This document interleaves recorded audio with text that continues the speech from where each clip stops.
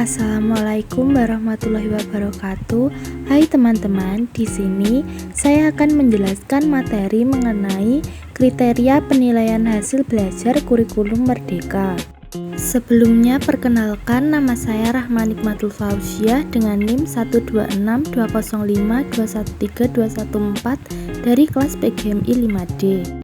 Langsung saja kita masuk ke materi, yaitu pengertian kriteria penilaian dalam pembelajaran. Kriteria penilaian adalah pedoman interpretasi terhadap perolehan informasi tentang kinerja dihubungkan dengan kriteria kunci yang menunjukkan capaian indikator diwujudkan dalam bentuk skor menjadi informasi bermakna untuk mengetahui kualitas kompetensi secara objektif dan sistematis sebagai dasar dalam membuat keputusan. Penilaian dilakukan terhadap komponen pengetahuan yang dipelajari, keterampilan yang dikembangkan, dan juga sikap yang perlu diubah dengan kriteria penilaian. Materi yang selanjutnya adalah bentuk penilaian dalam pembelajaran kurikulum Merdeka. Yang pertama yaitu penilaian sumatif. Penilaian sumatif merupakan penilaian yang dilakukan pada saat program pembelajaran telah berakhir dan dianggap telah selesai.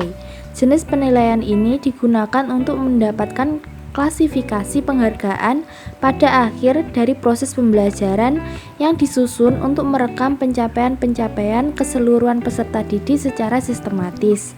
Penilaian ini tidak mempengaruhi pembelajaran secara langsung, tetapi hasil dari penilaian ini sering berdampak pada hasil belajar peserta didik. Yang selanjutnya adalah penilaian formatif. Penilaian formatif merupakan penilaian dengan cara mengumpulkan data mengenai peningkatan hasil belajar peserta didik atau siswa dalam memahami kompetensi atau bahan ajar yang telah dipelajari, merumuskan informasi tersebut, dan kemudian memutuskan kegiatan pembelajaran bagi peserta didik yang paling efektif supaya peserta didik dapat memahami kompetensi yang telah diberikan secara optimal.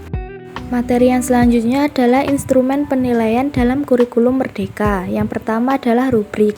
Rubrik merupakan panduan penilaian terdiri dari kriteria yang digunakan guru dalam memberi nilai atau memberi tingkatan dari hasil pekerjaan siswa. Rubrik memuat standar yang harus dicapai siswa dalam suatu pekerjaan beserta panduan untuk guru dalam mengevaluasi. Kedua adalah checklist.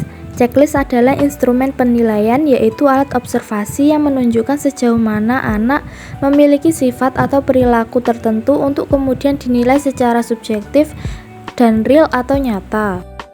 Yang ketiga adalah catatan anekdotal.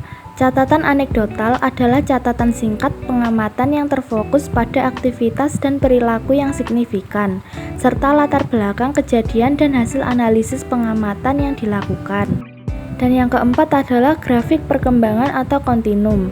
Grafik perkembangan atau kontinum adalah grafik atau infografik yang menggambarkan tahap perkembangan belajar. Sekian penyampaian materi dari saya. Wassalamualaikum warahmatullahi wabarakatuh.